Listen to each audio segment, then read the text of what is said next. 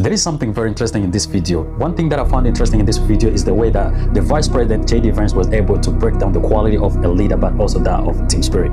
So forget about politics, forget about left and right, forget about Republican, forget about Democrats.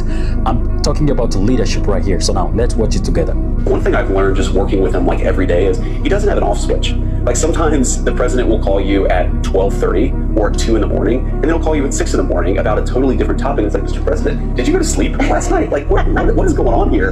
And there's no way on earth you can beat this kind of team. Think about it. We are talking about hard working. We are talking about communication. The president himself is able to make a call at 12 a.m., 2 a.m., 6 in the morning, totally different topics, and then he's able to respond and have that conversation. So we are talking about a team that is able to work closely with you, a team that is able to pick up that phone call. It doesn't matter what time that is. You slept last night around 12 a.m. and you felt like, oh, I'm working so hard. Oh my gosh, all of that. The president is making a phone call at 2 a.m. And then guess what? What happened to JD? He was able to respond and have that clear conversation. You need this kind of team. You need a team of people that will be able to respond to your phone call when there's an emergency, to respond to a phone call when there is absolutely a task to achieve. There is no way you can beat this kind of team. Let's hear more.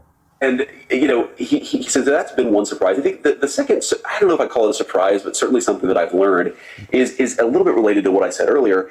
He really does empower his people to do things. Right there.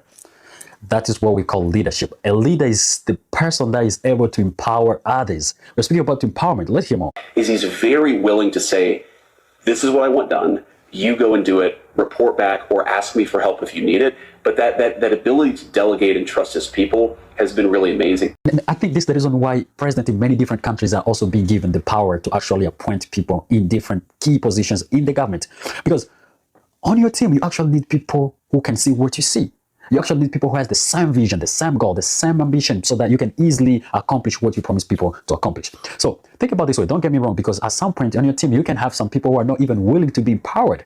And this kind of things goes both ways. As you can see, he spoke about delegation. And then when it comes to delegating somebody, that person has to have that self-confidence. First of all, you need to believe in yourself enough to actually do work, to actually complete the task. So as a leader, you need to empower your team, but also your team has to believe in themselves, have that self-confidence so that you can actually get things done.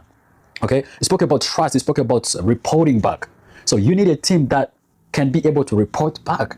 So if you have a team and the team doesn't align with these kind of key points that Vice President spoke about here, that's a dead team. And that's the reason why it's even hard to go far. So put people close to you who actually see what you can see.